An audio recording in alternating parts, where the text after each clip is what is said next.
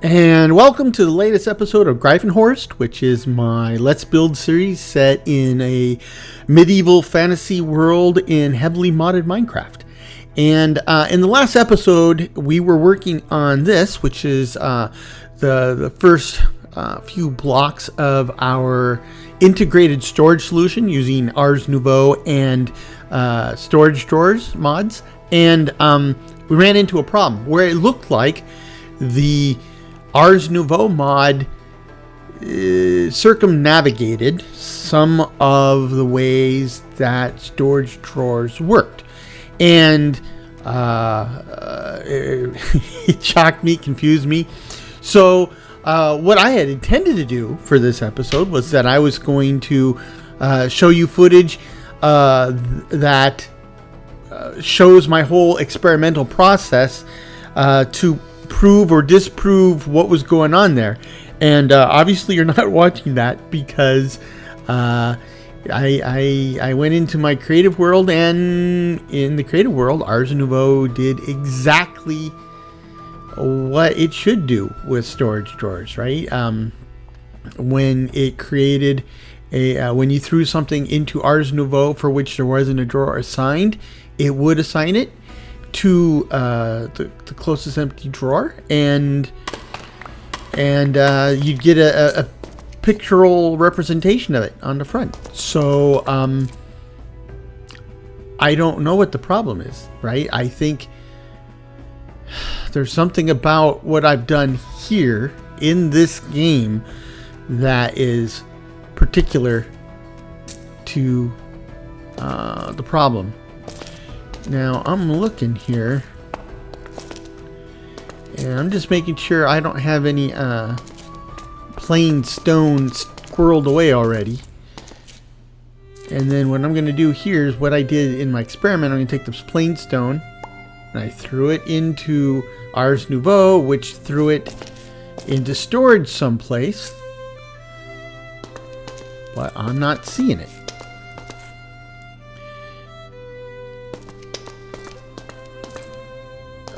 Oh, there it is. So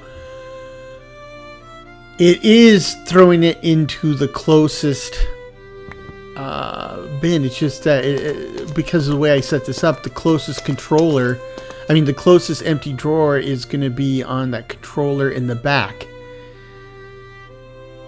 So this lines up with the experimentation I did in the creative world, right? Which is all this to do for nothing.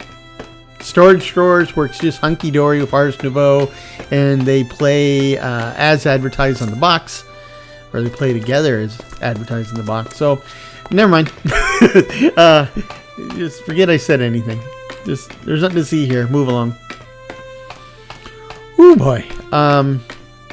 Well, I would like to make some more progress on at least finishing out these sections of storage that I have now. I would like to do all the storage, but this is just these 3 sections, which I thought I could do in one episode, are taking longer than I thought.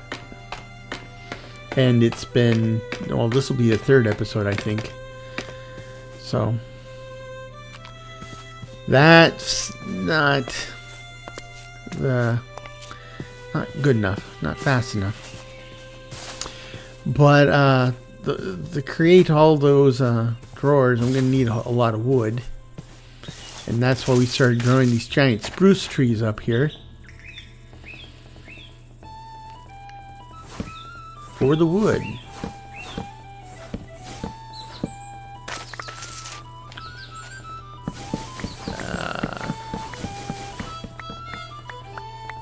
So Ars Nouveau for the win. Of course, a big chunk of this being as effective as it is simply because I have fully enchanted armor, and that includes mana recharging and mana capacity upgrades on each piece of armor. So Yeah. Now, the more glyphs you learn, the faster that happens, even without the armor. So if you combine them, oh gosh, and it's interesting because one of the mods I use, it adds a bunch of additional glyphs, and so the mechanic that speeds things, that improves things, continues to work even when you go beyond the number of glyphs in the core mod in Ars Nouveau. And I would imagine that if you learned all the glyphs from the base mod and the add-on mod, plus you have the enchanted armor, that would essentially probably feel or act like unlimited mana. So that's conjecture at this point, but we'll see how it goes. Anyway.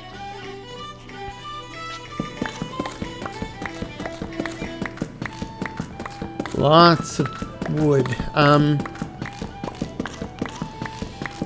Now, these trees aren't going to grow back immediately, so while we're waiting for trees to grow back, we have some other things in the neighborhood we can work on. But just like to make some progress on this overall project.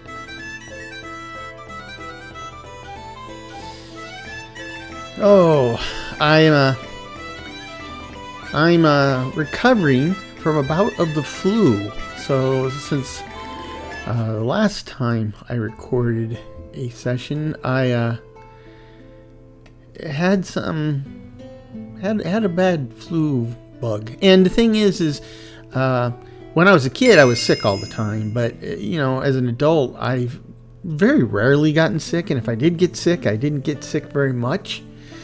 But and as an older adult, I still don't get sick very often. But this time I got pretty sick, and I think I got dehydrated too, so that certainly didn't help. But I was pretty much incapacitated Sunday and Monday. Today is Tuesday.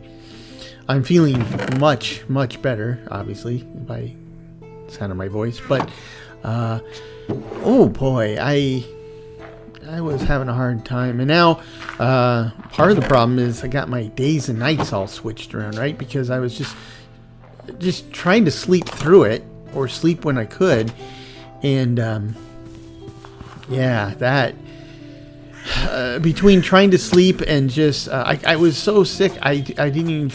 I know that this is how my wife knew I was really sick, because I was too sick to play video games. And so she gave me lots of care and special attention. But yeah, that's how sick I was. I couldn't even sit at the computer and play a game. So, between sleeping and binge watching Big Bang Theory, that's and I saw most of season 11 yesterday, and I don't remember any of it.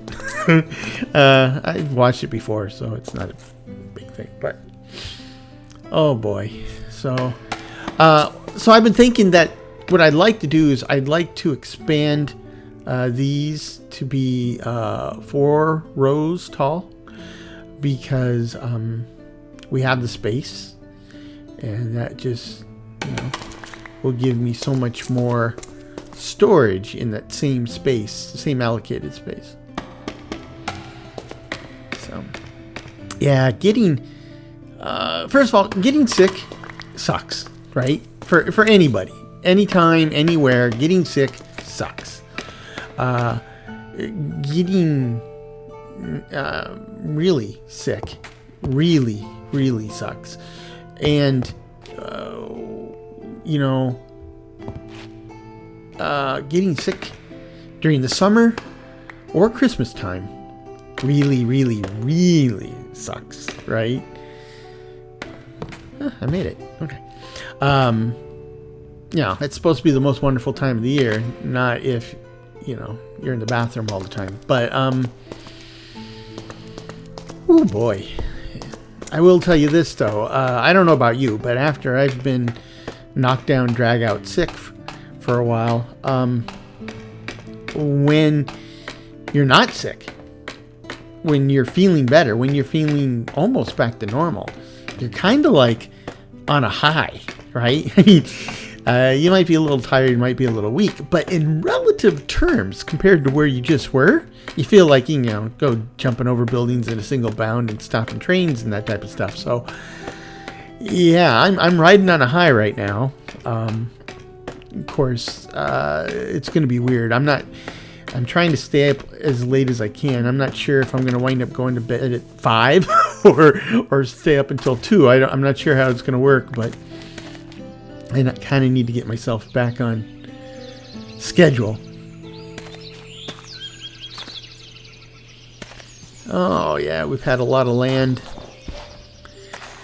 ripen, I guess. Cure. I think cure is what they use in the official documentation, but this hoe is not going to last. See?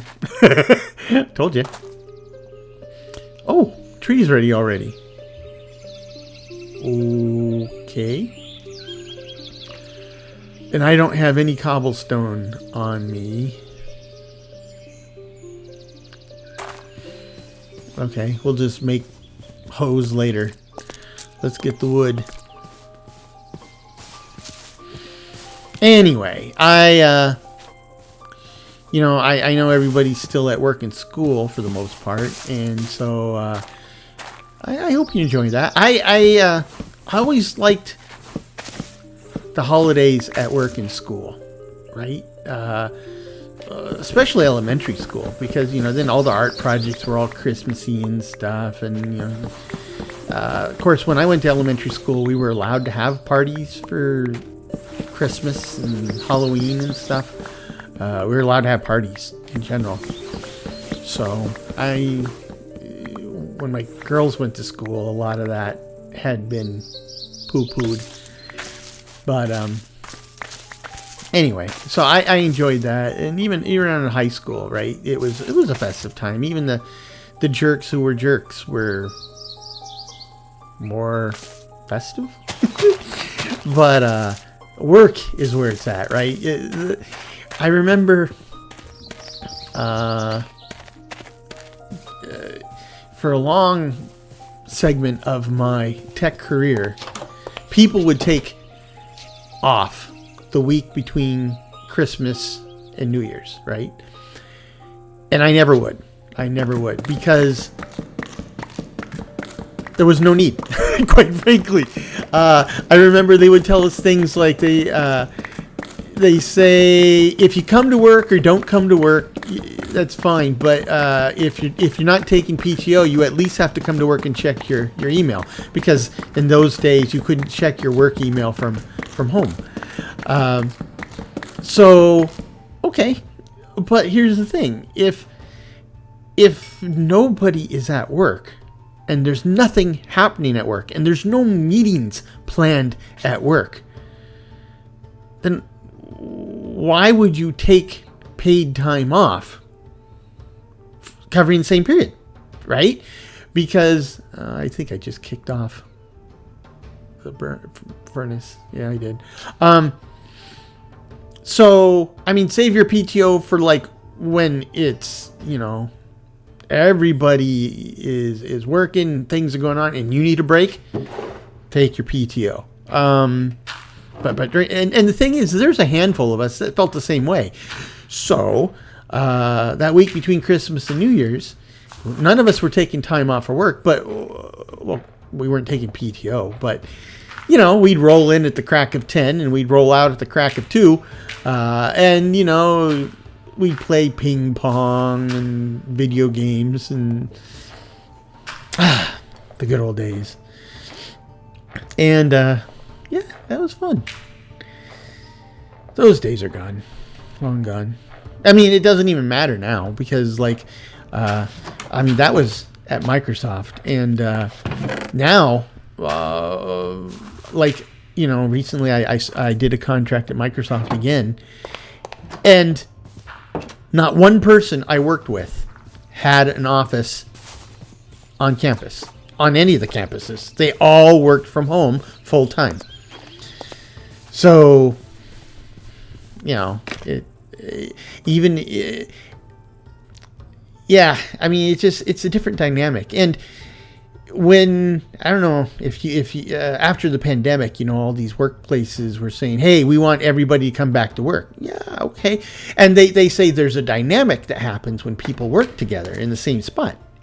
I agree with that. I just explained some of it. But then again, like when I was at T-Mobile after the pandemic, says we need everybody to come back at least 3 days a week. Okay. I'll come back 3 days a week, but we're not getting that dynamic you talked about, because on my team, there's 25 people on my team. 3 of them work in the same building as me, in the same city and state as me, right? So all the other people on my team are in other cities, other states. Some of them don't even have a campus they can go to. They're working from home permanently.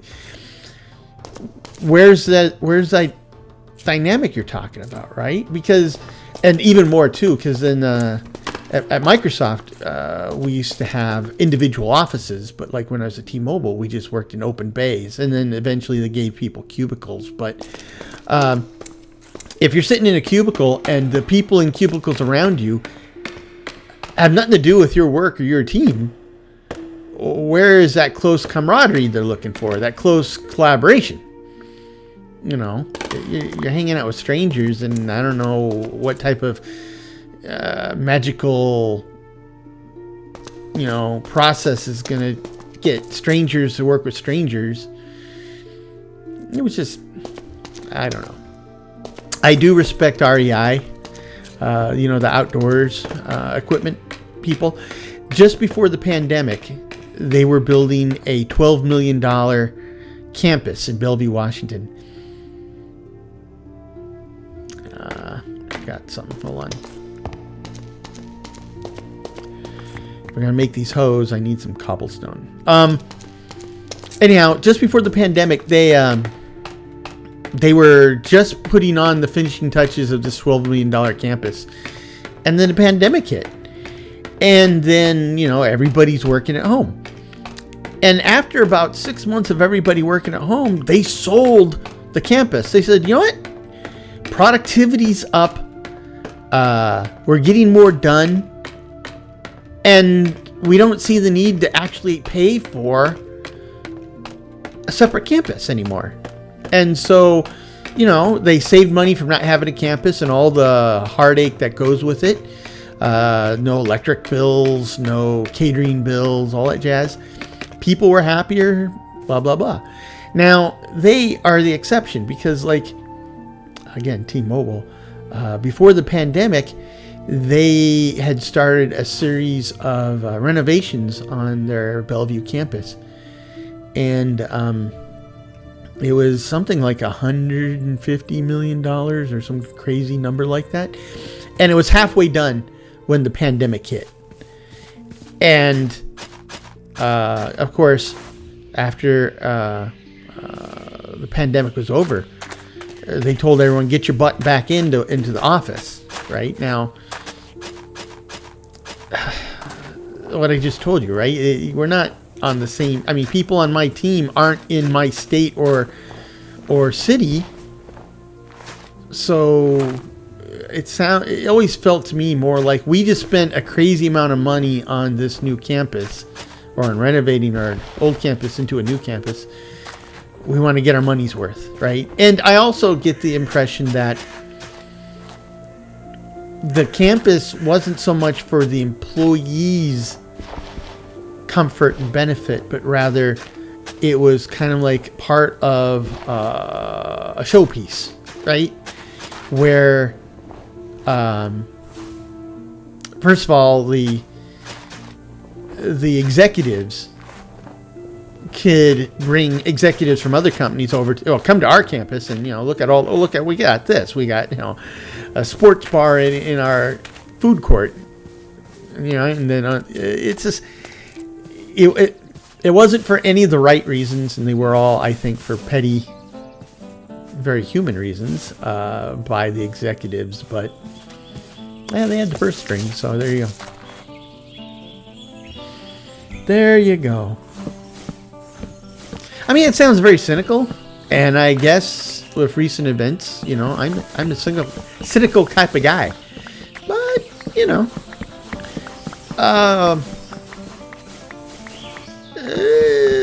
well, let me tell you this. So I'm old. You know I'm old. And what that means is the United States had its bicentennial celebration. It was supposed to be in 1976, but they got the ball rolling early in 1975. So 1975, I was in third grade, and at that point, you know, I was participating in, like, there was poster contests and everything, and I was red, white, and blue, true and true, right? I totally ate up all the mythology around American history and you know, the flag waving and red, white, and blue, patriotism, everything. And in a similar vein too, you know, I grew up in a family that was all military and cops, so I was raised very conservative, very hardcore Republican. And as a young man, that's the way I was, right? I would vote, like when I went through, I voted for the people who I thought would do the job right. And sometimes that did mean a Democrat, but if I didn't know anything about it, I would just vote for the Republican, right? That's the way I was. That was bad.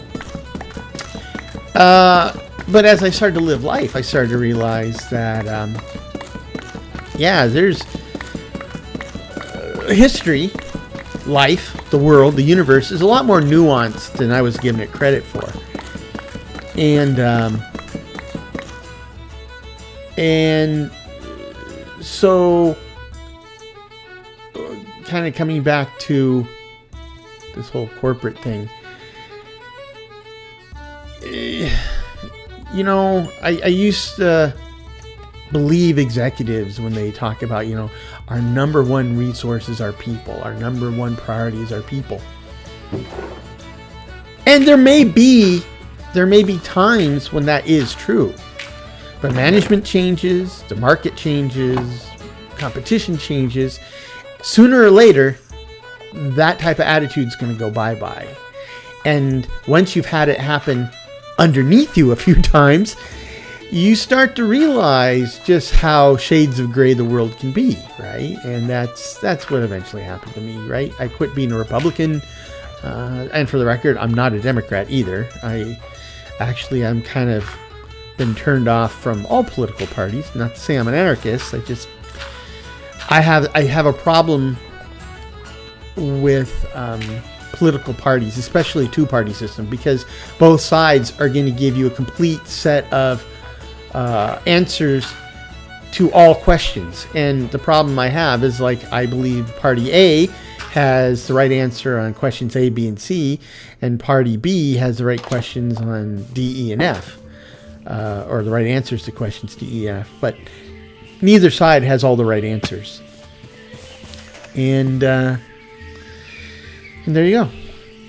So when it comes to corporations, you have to remember, ultimately, companies are in business to make money, right? And corporations, especially publicly traded corporations, they'd like to take care of their customers. Absolutely. They'd like to take care of their employees. Absolutely. But ultimately, their responsibility is to their shareholders. And that's really the... Oh, I hate these guys. Wow. He's a lot tougher than I thought. Ultimately, it's the shareholder over everything, right? Just don't forget, the shareholders, they are represented at the board of directors, and the board of directors has the authority to fire and hire new executives, new CEO, new president, new chief financial officer. That's where it happens. So, yeah. And that's ultimately what happens, right? And it's, you know, if you watch Bellular News, right? I love Bellular News. And they report on the gaming industry, right? And you could see, if you've been watching them like for the past year, a lot of the stories have been about essentially, I wouldn't call it the collapse, but certainly, I don't know, cataclysmic change in the gaming industry, especially with the AAA companies. And AAA companies have traditionally been working with that model I just told you, right? It's the shareholder that's most important. So AAA companies don't come up with new ideas. And in fact, they've gotten pretty formulaic, right? I mean, how many Calls of Duty do we have? And how many Battlefields do we have, right? Or FIFA. They find a franchise and they basically just crank those out like episodes to a sitcom, and people keep buying them. I mean, and let's face it, if it's making them money, I guess that works, right? But then if that's working for them and they're not encouraged in any way to do anything different, to try anything different, we're kind of stagnating there. And that's, I think, what has happened to a great extent in the game industry. But,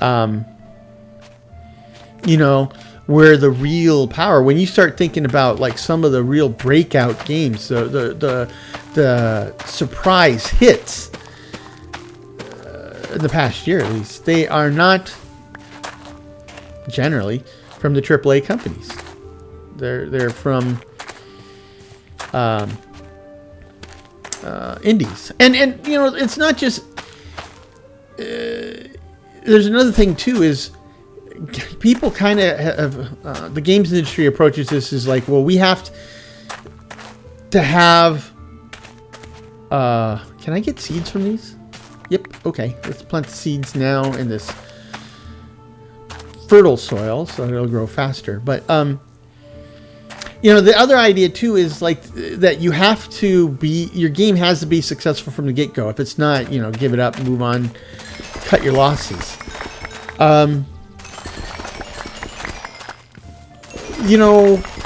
Games like No Man's Sky, right? If that had been created by anybody other than Hello Games, right? It almost certainly would have been by one of the AAA companies. And shareholders would have poo-pooed any work on it after a disastrous launch. And so No Man's Sky, which is a lot of fun, by the way, and going on strong, one could argue going stronger than ever now, would have died a long time ago. But Hello Games keeps it going. And why is that? Well, Hello Games isn't a publicly traded company. Hello Games is owned by Hello Games. Right? So they don't have to keep shareholders happy. As long as they have money in the bank, they've got capital to keep working, right? And based on the success of No Man's Sky, they've got money in the bank. What's more, that allowed them to do independent development of their new game, their upcoming game, Light No Fire, which is kind of a fantasy world, and where No Man's Sky gave you 256 galaxies with up to 5.18 quintillion planets in each. Light No Fire will give you one game world the physical size of Earth. I mean, it is one complete planet, and everybody will be running around on the same planet. Now, that's pretty cool. That's pretty gutsy. That would never happen with one of these companies that cares about shareholder equity, right? And if it did happen, it would happen in the most watered down, conservative way. And there's another aspect I want to point out to this. When you talk about successes, right? When these indies do have successes, Hello Games is an indie, but they got a lot of people. But like when you talk about some of these other games, you know, you talk about like a whole development team of like 50, 100, 150 people, as opposed to the big name players. You know, from the front-end titles, they got 3, 5, 800 people working on a game, right? Their budget is like $1 billion to develop a game, and these indies are developing games for like, you know, 150, $200 million, sometimes even less. It kind of highlights the fact that throwing money at a problem, it can help sometimes, but it's certainly no solution. And in the end, if you're on the wrong track, you're on the wrong track. So, I don't like dealing with source berries, but let's go ahead and harvest source berries. I know I need to flesh out these fields to have it fully productive. And so grabbing these source berries, I'll be able to plant some more, finish up this field. Ow, ow, ow. I hate that. Same thing with real berries. We have blackberry bushes outside our house, and oh, I hate picking them, but I do like what you get for picking them, so.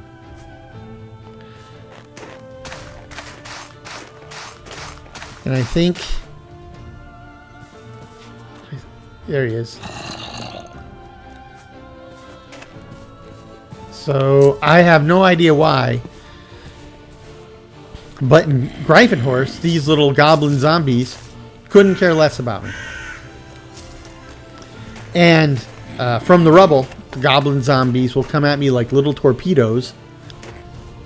So anyway, let's go ahead and round out these grape vineyards as well. I was going to call them grapevines, but a vineyard has grapevines in it, but a vineyard isn't grapevines, right? It's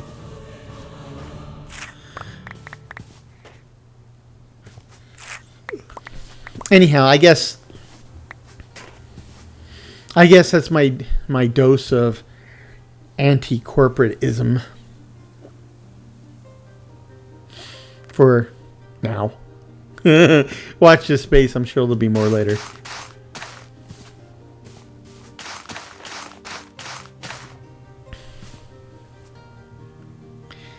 I do kind of miss the idea of like family companies, you know. Grandpa or great grandpa starts a company and then it stays in the family, right? So grandpa or great grandpa retires or dies, it goes to his son, and then his son, and then his son.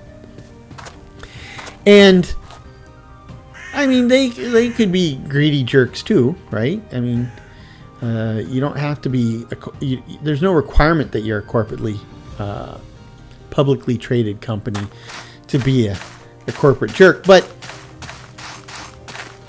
when the owners are invested in a company like that, and more to the point, when they're invested for the long haul, multi-generations, right? Because when the CEO is making a decision, he's thinking about the repercussions it'll have for his son and his son's son and his son's son's son.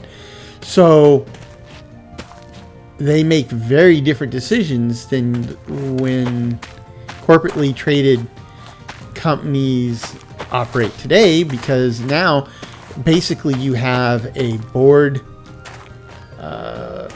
basically an executive mercenary that was hired by the current board to do what the current board wants, and all of his incentives are going to be based off of quarterly and annual criteria.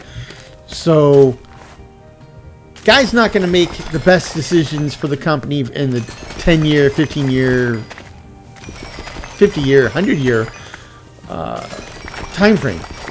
He's going to make the decisions that maximize his return for the next 3 months and a year, because probably 5 years from now he will have been fired or found a better contract someplace, and off he goes. And when you only reward short-term gains, I think companies have a tendency to make decisions that get themselves into a financial dead end.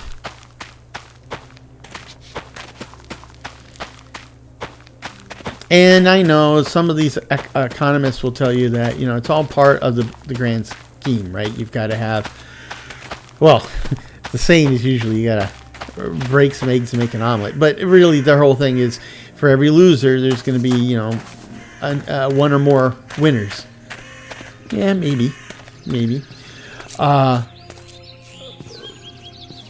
But I just don't think it needs to be as messy or as painful as it is, right? It could be a bit more deliberate. But, there was an interesting Facebook post I saw a while ago. And I don't remember how it went, but it basically talked about psychopaths and sociopaths. And if you look up psychopaths and sociopaths, these are people who live their lives with basically no regard for others, right? Whatever internal compass they operate on, the feelings of others, the welfare of others, the well-being of others, that just doesn't play into their logic, right? They're going to maximize reward for themselves. And then it talks a bit about the characteristics of these people, and then it points out that a lot of politicians, CEOs, and other leaders in government and business seem to have many of these characteristics. Think about that for a minute. You have people in positions of authority making decisions that impact all of us in one way or another, and yet they're wired in such a way as they really don't give a damn about any of us. So, is that the situation we want to be in? I don't think so. It looks like I can recycle or compost most of this stuff, which is good.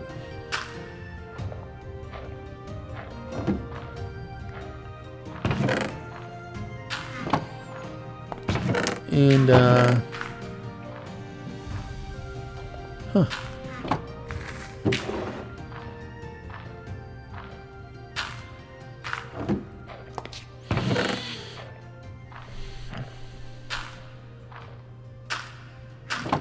looks like I have potatoes and wheat, so we can compost those. And this we can turn into string. Do it all. And turn the string into wool.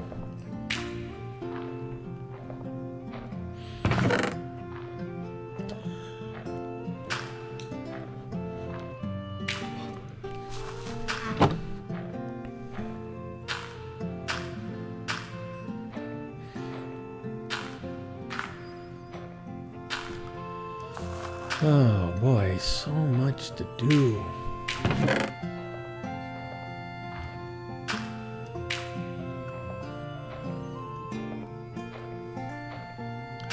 This is why I need to get the storage solution fully up and running, because this is a pain in the butt. Wouldn't it just be so much easier to open that book on the lectern and just throw everything in it? And it auto-magically goes to wherever it's supposed to go.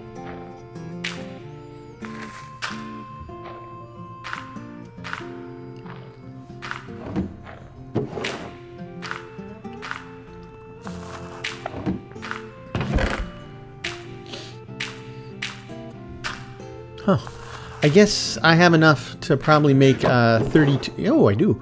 To make 32 rich soil. Well, compost blocks is what we'll make first, and from that we'll make rich soil.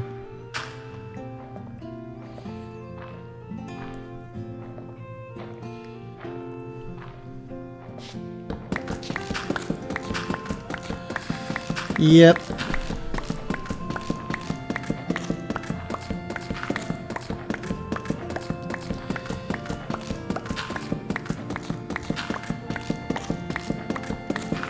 One of the things I've been thinking about, this time of year, like I mentioned, I mentioned in some series, this time of year I get very nostalgic for game playing because from the autumn through the holiday season has always been prime game playing season, multiplayer, and that just kind of wired the connection in my head to holidays and games, right? So I mean, it's kind of funny because, like you start hearing White Christmas by Bing Crosby, and definitely I start thinking of Christmas.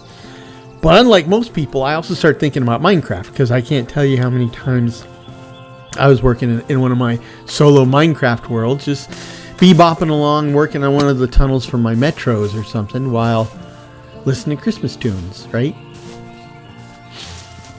And oh boy, when you have like crying toddlers and stuff, my wife would like grab a book and some tea and just isolate herself.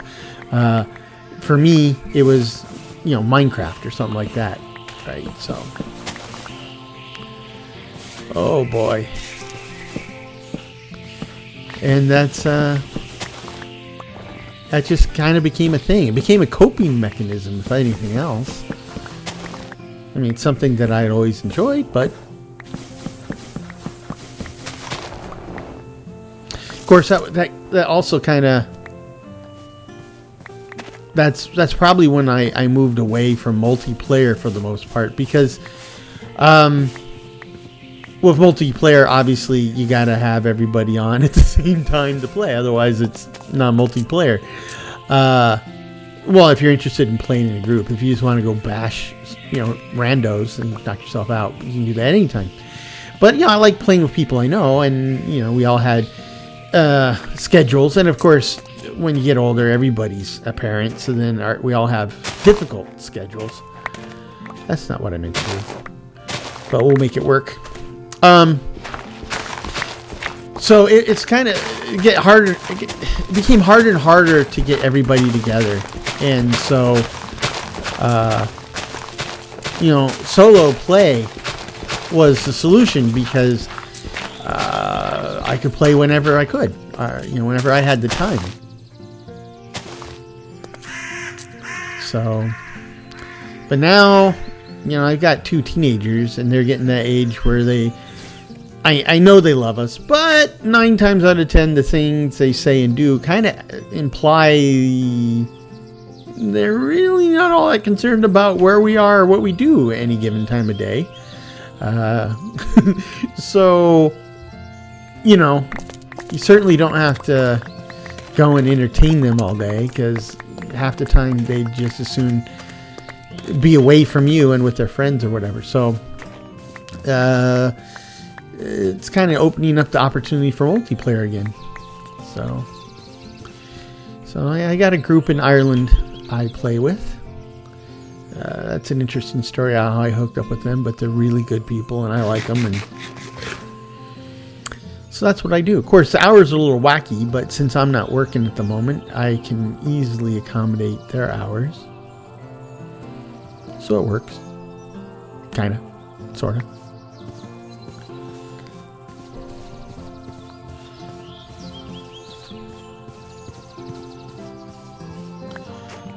Okay. That tree's still not growing back. So we'll keep working on this terraforming.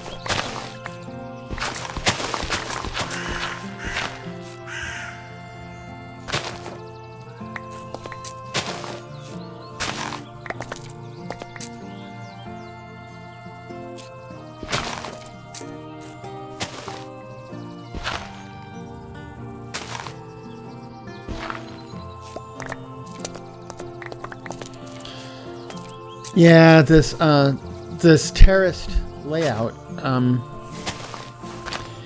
it's not to keep things looking pretty or organized. There is a practical aspect to it, which is if you keep those high sheer walls, if something drops down in there with you and you need to run away or you need room to maneuver, you don't have it. But if I got this stair-stepped walls, then I can run away and in any direction, and I'm good. Though I think that's more of a habit than anything else, because at this point, once we got the advanced enchantment infuser up and running, yeah, I'm totally kitted out. And with Ars Nouveau, I'm pretty deadly. So I can't imagine anything that would attack me here that would give me a challenge. Now these dragons, one of the mods we add is the ice and fire mod with the dragons. Yes. So when I was putting together this mod pack, I did some play testing. Still no tree. And yeah, you get one of those fully grown dragons. I don't care what type of enchantments you have on your stuff. They are going to bounce you around like a rubber ball. Now, if you play the mod on default settings, you're really kind of screwed, right? Because they detect you from about 5 bazillion miles away, or kilometers if you're European, and they come at you. And what's more, you can't hide in a hole, because their breath attacks will destroy pretty much any block except obsidian. So I mean, if you want to build obsidian fortress, and I think obsidian's immune, but when I was playtesting, I went and dug a hole, and then I dug a tunnel to where I thought I was reasonably close to where the dragon was.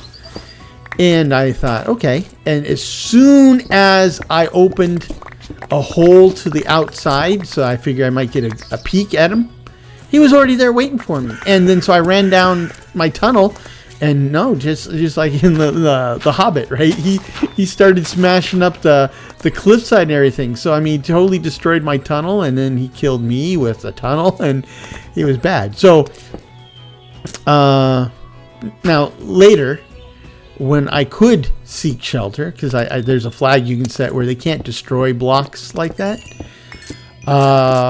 then it was a lot more doable. And the reason doable's a concern, because the way the mod works is it's going to give you basically a 1,000 meter radius from the world spawn point where there's no dragons, and then it's going to spawn them kind of on a regular basis and a frequent basis. Well,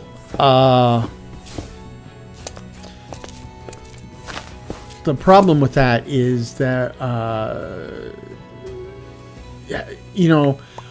since they have such a really high aggro radius, I don't know what it is, you don't really get that full 1,000 meters from the spawn point. It really means that you can go like 500 or 750 from the spawn point, and then you're already drawing aggro from the dragon. And they trash the place too. So I set it up as 10 kilometers. So I have a 10 kilometer radius around the spawn zone. Now, in the playtesting, I discovered that what they did is the way the world gen works is when they say, oh, we're going to spawn a dragon. Oh, but it's within the spawn safety radius. Okay, put a pin in that dragon. We'll spawn it at the edge of the circle. And so as a result, when you have a 10 kilometer safety zone from the spawn radius, what you have is a circle that's 20 kilometers across, and at the edge of that circle it's almost a wall of dragons and dragon lairs. Like, I'm completely surrounded. So now that I can use blocks to protect me. The trade-off is that I'm not going to be ever fighting one dragon at a time, right? I'm going to be fighting a wall of dragons. Oh boy, and it's going to be rough, but we're not there yet. We're not there yet. I mean, I'm still making drawers. I got my tree up there now, so let's get this ground replaced and get the tree. But yeah. Anyhow, I gotta say though, it is a really fabulous mod. That is not what I meant to do. It's a really fabulous mod, well thought out, lots and lots of features. It's one of those mods that they give you a lot of content across a lot of different categories, right? You know, it's not like, you know, some mods are specialists, like they'll just give you only mobs, right? We give you new mobs, or only weapons, or only biomes, or whatever. But this one is like, yeah, we give you a whole bunch of everything. But it's also pretty rough, pretty painful. Not for the weak of heart, or the faint of heart. That's probably what I said. Not for the weak or the faint of heart. How about that? So, ooh-wee. Good. We're coming close to time. I don't know how long I last. Like I said, I am feeling much better than I was, but I tire pretty easily now. I hope I'm not turning into my grandpa. He'd eat a meal, take a nap. We go someplace, then he'd take a nap. Then, you know, have a chat with him, he'd take a nap. I mean, that boy was napping 3/4 of the day. Our cats, well, we don't have cats now, but when I was a kid we had cats, and that's what our cats did. But they did that even when they were young, not just old.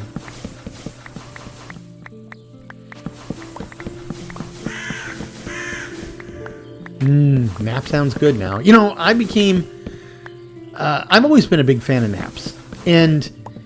But I always thought that you had to really, like, you know, a good nap was going to be like a good 2 or 3 hour nap.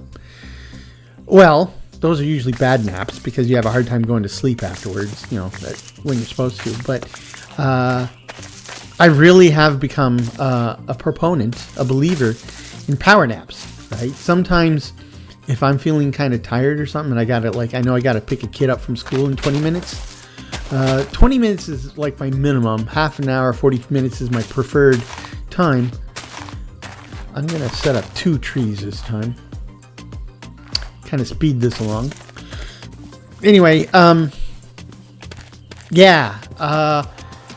You know, you would think it doesn't make much of a difference, but it does. Taking a half-hour nap, when you pop up, you didn't completely go into deep REM sleep. So when you wake up, you're not groggy, right? You actually wake up refreshed. And wow, I mean, that is a game changer. It was a game changer. I became a proponent during during the pandemic. It was a time for experimentation, and you know, working from home all the time, I could experiment like that because, you know, people, even at Microsoft, they would frown on you sleeping in your office in the middle of the workday, right? But you know, if nobody can actually see what's going on in your office, well, because your office is at home, as long as you make sure your camera's turned off, you're good to go. So, yeah.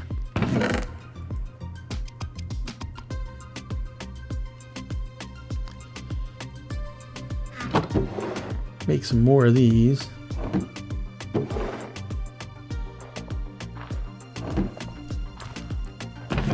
Forgot this iron nugget. Okay. So, power naps. Just, you know, light doze and then you're back on your feet. Oh, I was wondering if they were broken or not. Sounds like we finally have a merchant after a long welcome absence of merchants. Okay, let's put these away.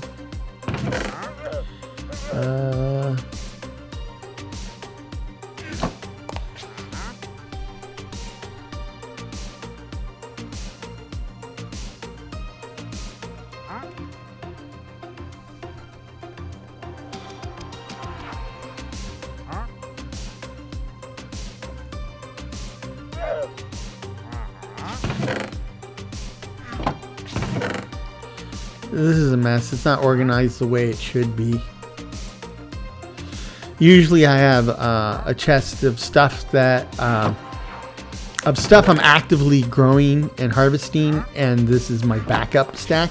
And then there's a chest of stuff I haven't yet started actively growing and producing, which tells me what, that's stuff I still gotta make space for, start producing. But it looks like I've kind of bled the two together, and it's a mess.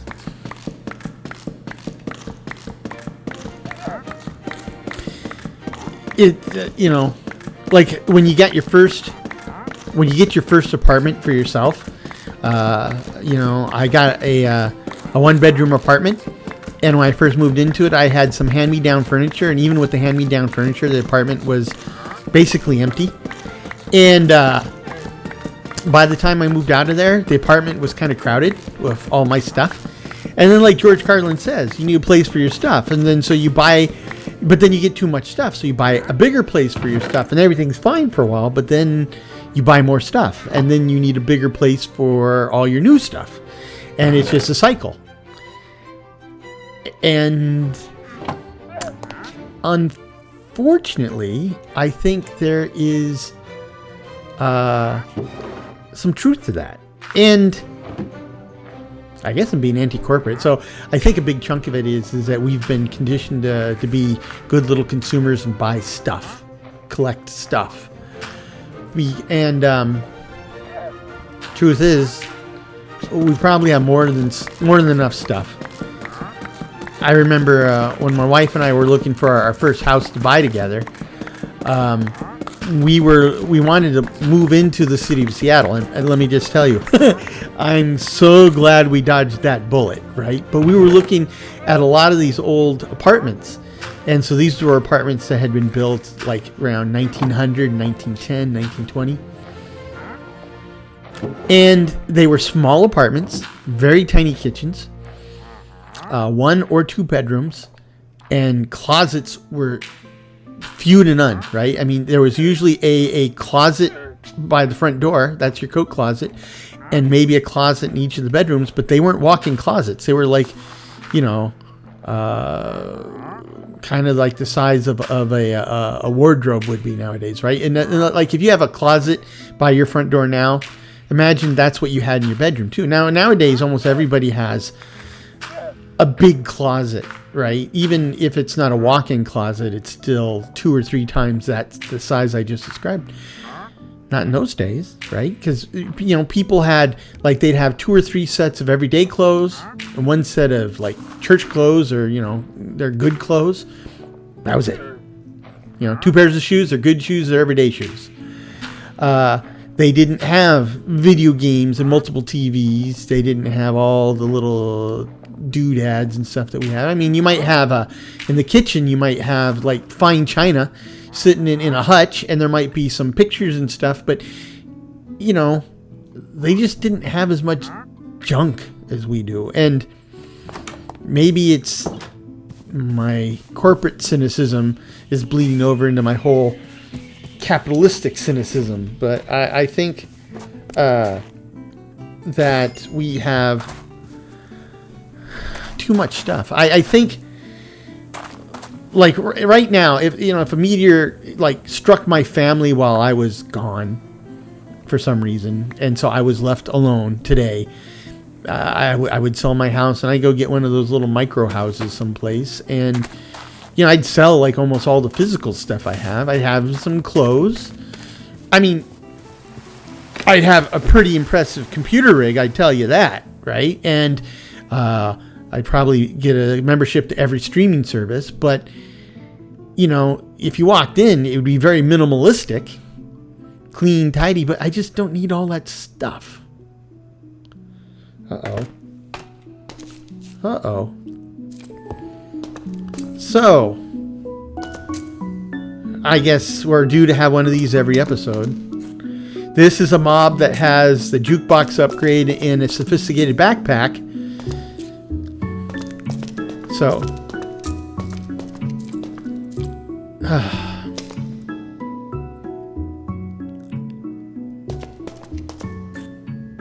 So let's put stuff away.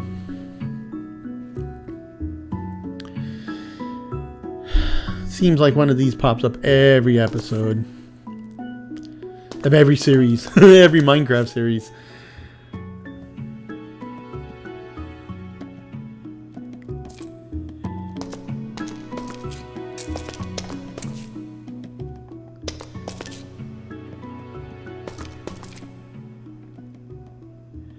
Okay, I think that's pretty much all the stuff I got to put away. Now we just... I don't want them to drop down on me while I'm doing this.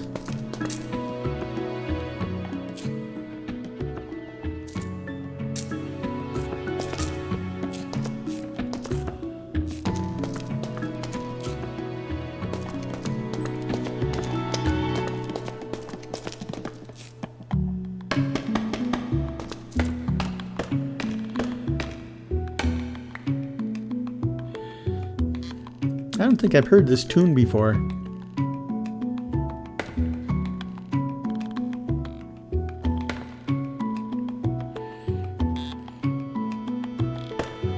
It's got kind of a African rhythm to it. It's not applicable to this world, but it sounds good.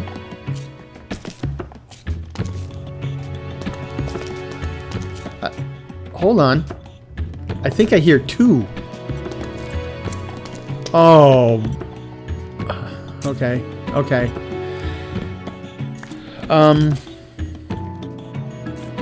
So now they're starting to stack up. Or at least that's what it sounds like. Yeah, I don't mind listening to it when there's one of them, but now this is not good.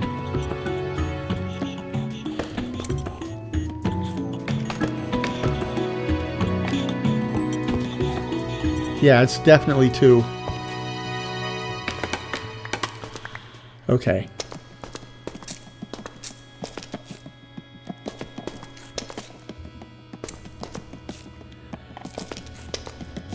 Okay.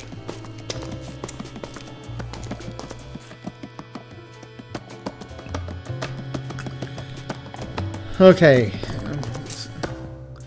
Let's go get him. Let's go get them.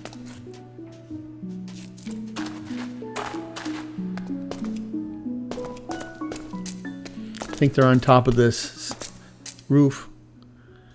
Nope.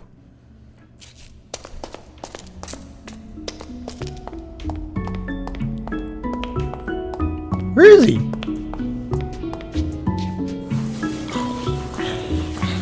Okay. Wow. Holy smokes, you see all the magic missiles I punched into that guy? And a creeper's got one. Are my magic missiles that weak or what? Or is this guy just like heavily armored or something? He had a crown on, but I don't think they were all headshots. I don't want to go down there and have to come back up.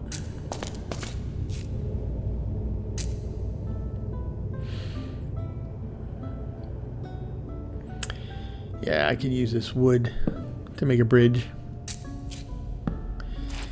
To build a bridge out of her. Oh gosh. So this was a productive run. So over the course of this episode, off camera, I discovered that there shouldn't be a problem between Ars Nouveau and storage drawers. Let's take this out of here. We'll deal with this stuff next time. And then on camera, I saw that was actually the case here too. So what I was seeing before was faulty perception on my point, or on my part. So I apologize for that. But we did get a lot done. Substantially increased the amount of storage. So we're going to need to start making some time to start moving more stuff down. But yeah, this is good. This is really, really good. I feel good about this. But I think next time we might be time to kind of go on walkabout, right? Let's see what's around us. It's been a while since we've opened up the map a little bit, and I think that might be the way to go next time. So until then, I hope this finds you in good health, good spirits, and perhaps a touch of good fortune. Cheers.